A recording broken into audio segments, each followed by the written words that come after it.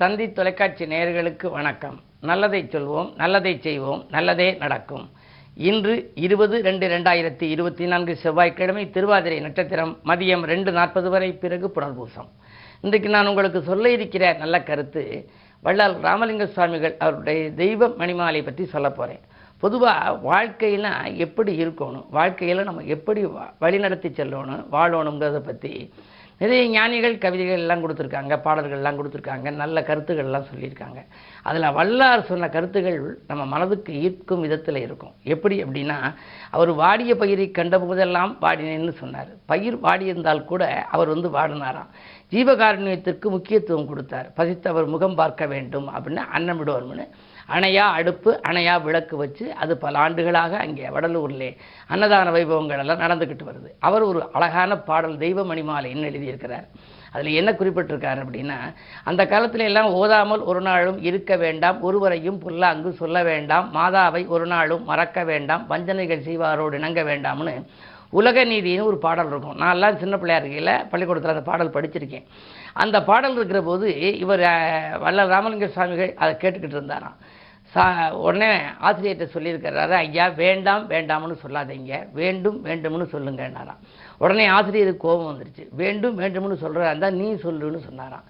உடனே எழுந்திருச்சு இந்த பாடல் பாடியிருக்கிறார். இந்த பாடல் பாடுகின்ற பொழுது வடலூர் வள்ளலார் அவர்களுக்கு 4 வயதுன்னு சொல்லி அவருடைய வரலாறுல குறிப்பிட்டிருக்காங்க. பொதுவாக இந்த பாடலை நீங்கள் கேட்கணும்.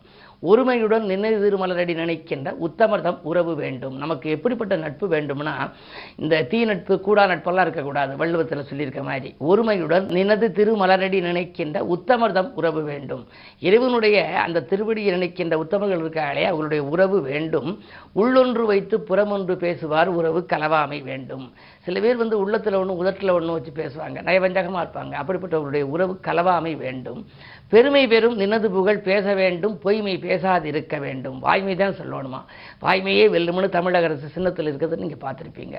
அப்படி பெருமை வேறு நினது புகழ் பேச வேண்டும், அந்த இறைவனுடைய புகழத்தான் பேசணுமா. பொய்மை பேசாது இருக்க வேண்டும், பெருநெறி பிடித்து ஒழுக வேண்டும். நல்ல நெறியில் வாழ்க்கை நடத்தணும். நன்னெறின்னு சொல்லி கூட ஒரு நூல் இருக்கும். அந்த நல்ல நெறியை பிடித்து ஒழுக வேண்டும், மதமான பிடியாது இருக்க வேண்டும். அதுக்கு அடுத்த வரி சொல்லியிருப்பார், மறுபு பெண்ணாசை மறக்க வேண்டும், உனை மறவாது இருக்க வேண்டும். பெண்ணாசை, பொன்னாசை, மண்ணாசைன்னு 3 ஆசைகள். இந்த ஆசைகளை துறந்தாலே போதுமா. மண்ணாசையை காட்டுவது எது அப்படின்னா, மகாபாரதம்ங்கிற இலக்கியம் இருக்கே, அந்த இதிகாசங்களில் மகாபாரதம் மண்ணாசையால் என்ன பலன், என்ன விளைவு நடக்குங்கிறது எடுத்து சொல்லுது. அது மாதிரி பெண்ணாசையால் விளைவு என்னங்கிறத ராமாயணம் எடுத்து சொல்லுது. பொன்னாசையால் என்ன விளைந்ததுங்கிறத சிலப்பதிகாரம் எடுத்து சொல்லும். இந்த 3 நூல்களும் ஒரு மனிதன் படிக்கணும். அப்படி மறுவு பெண்ணாசை மறக்க வேண்டும், உன்னை மறவாது இருக்க வேண்டும், மதி வேண்டும், நின் கருணை நிதி வேண்டும். நமக்கு நிதி வேணுங்கிறோம், அந்த இறைவனுடைய கருணை நிதி வேண்டும். நோயற்ற வாழ்வு நான் வாழ வேண்டும். தருமைமிகு சென்னையில் கந்த கோட்டத்துள் வளர் தலமூங்கு கந்தவேளே சண்முக துய்யமணி உன்முகச் சைவமணி சண்முக தெய்வமணி என்ன எழுதியிருக்கிறாரு. இந்த பாடலை ஒரு முறை நீங்கள் ஒரு நாளைக்கு படித்தால் கூட உங்களுடைய வாழ்க்கையில் மிகப்பெரிய மாற்றம் வரும். வேண்டும் வேண்டும் என்று இருப்பதனாலே உங்களுக்கு எதெல்லாம் வேண்டுமோ அவையெல்லாம் கிடைக்கும் என்று சொல்லி இனி இந்திய ராசி பலன்களை இப்பொழுது பார்ப்போம். மேசராசி நேயர்களே, இன்று உங்களுக்கெல்லாம் ஒரு இனிய நாள், யோகமான நாள். உங்களுடைய ராசிநாதன் செவ்வாய் தொழில் ஸ்தானத்திலே உச்சம் பெற்று தனாதிபதியோடு இருப்பதனாலே பணவரவு திருப்திகரமாக இருக்கும். தொழில் வெற்றி நடை போடும். நீங்கள் கேட்ட இடத்தில் உதவிகளும் கிடைக்கும். உத்தியோகத்தில் கூட மேலதிகாரிகள் இணக்கமாக நடந்து கொள்வார்கள். ரிஷபராசி நேயர்களே, உங்களுக்கெல்லாம் இந்த வருமானம் திருப்தி தருகின்ற நாள். வாகன மாற்றம் பற்றிய சிந்தனை மேலோங்கும். பழைய வாகனங்கள் பழுதாகிறதே, புதிது மாற்றலாமா என்றெல்லாம் சிந்திப்பீர்கள். விரையாதிபதியாக இருக்கும் செவ்வாய் 9இல் இருப்பதால் ஒரு சிலருக்கு இடம்பூமி விற்பனைகள் உண்டு. அந்த விற்பனையின் மூலமாக கிடைக்கும் லாபத்தை கொண்டு அவர்கள் தொழிலை வளப்படுத்திக் கொள்ளக்கூட முன் வரலாம். உத்தியோகம் சிறப்பாகவே இருக்கிறது. மிதுனராசி நேயர்களே, உங்களுக்கு இன்று தனாதிபதி சந்திரன் ராசியிலேயே இருக்கின்றார். தனவரவு தாராளமாக இருக்கும். அதிகாலையிலேயே வரக்கூடிய அலைபேசி வழி தகவல் மகிழ்ச்சியை தரும். அக்கறை காட்டாத செயலில் கூட உங்களுக்கு ஆதாயங்கள் உண்டு.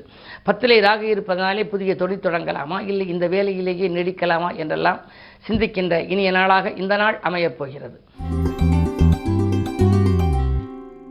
கடகராசி நேயர்களே, உங்களுக்கு அஷ்டமத்தில் சனி இருந்தால் என்னென்னவெல்லாம் நீங்கள் நினைக்கிறீர்களோ அது நடைபெறாமல் போகலாம் என்று சொல்வார்கள். பொதுவாக இன்று சனியோடு சூரியனும் இணைந்து புதனும் இணைந்திருக்கிறார். விரையாதிபதியும் இருப்பதனாலே விரயங்கள் கொஞ்சம் கூடுதலாக இருக்கும். எதை நீங்கள் செய்ய நினைத்தாலும் உடனடியாக செய்ய இயலாது. அருகில் இருக்கும் அனுபவஸ்தர்களின் ஆலோசனை தேவை, அல்லது ஆன்மீக பெரியோர்களின் ஆசி உங்களுக்கு தேவை. குடும்பத்திலே சில பிரச்சனைகளை கண்டும் காணாமலும் தான் இருக்க வேண்டும். நீங்கள் அருகில் இருப்பவர்களை அனுசரித்து சென்றால்தான் இன்று உங்களுக்கு ஆதாயம். சிம்மராசி நேயர்களே, உங்களுக்கெல்லாம் குரு பார்வை இருக்கிறது. எனவே இன்று உங்களுக்கு ஒரு இனிய நாள். பணவரவு திருப்திகரமாக இருக்கும்.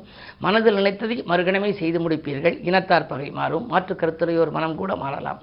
கூட்டு முயற்சியில் தான் இன்று உங்களுக்கு வெற்றி கிடைக்கும். ஏனென்றால் 7ஆம் இடத்திலே சனி சூரிய சேர்க்கை இருக்கிறது. எனவே தனித்து நீங்கள் இயங்க நினைத்தால் கூட அதில் வெற்றி கிடைக்காது. கூட்டு முயற்சியில் உங்களுக்கு லாபம் உண்டு. இன்று இனிய நாள்.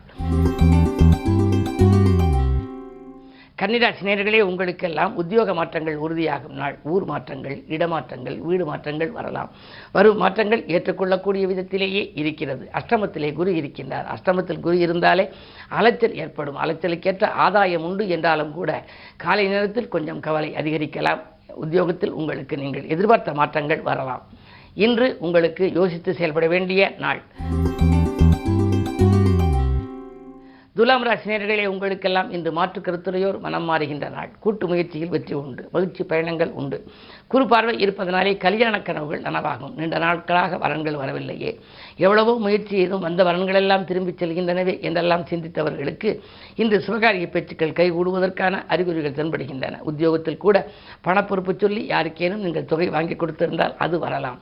இன்று மகிழ்ச்சி அதிகரிக்கும் நாள்.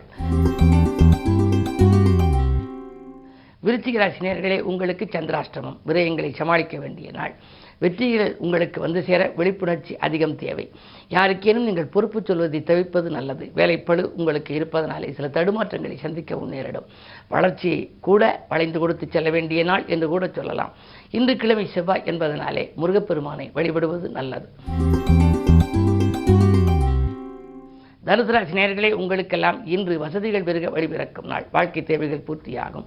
வரன்கள் வாயில் தேடி வரும். இடமாற்றங்கள், வீடு மாற்றங்கள் இனிமை தரும் விதம் அமையலாம்.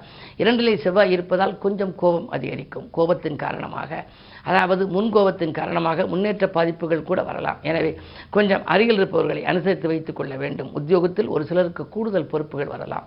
கூடுதல் பொறுப்புகள் மட்டுமல்ல, அதோடு கூடுதல் சம்பளமும் உங்களுக்கு கிடைப்பதற்கான அறிகுறிகள் தென்படும். ஆடை ஆபரண சேர்க்கை உண்டு. இன்று நல்ல நாள்.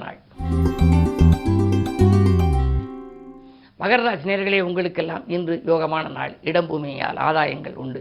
வாங்கல் கொடுக்கல்கள் சீராகவும் சிறப்பாகவும் இருக்கும். நேற்று பாதியில் இந்த பணி இன்று மீதியும் தொடரும்.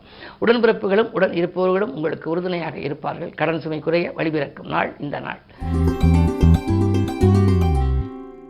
கும்பராசி நேயர்களே, உங்களுக்கெல்லாம் ஜென்மச்சனியின் ஆதிக்கம். பகை கிரகமான சூரியனும் இருக்கின்றார். அஷ்டமாதிபதியாக இருக்கும் புதனும் இருக்கின்றார். விரயங்கள் கூடுதலாக இருக்கும். வந்த பணம் மறுநிமிடமே செலவாகிவிட்டது என்று கவலைப்படுவீர்கள். என்ன இருந்தாலும் எதை செய்தாலும் கொஞ்சம் யோசித்து செய்ய வேண்டிய நாள் என்பதை நினைவில் கொள்ளுங்கள்.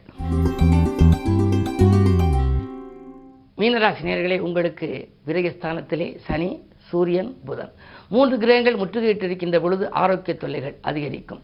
விரயங்கள் கூடுதலாக இருக்கும். வரவு 1 மடங்கு வந்தால் விரயம் 2 மடங்காக இருக்கலாம்.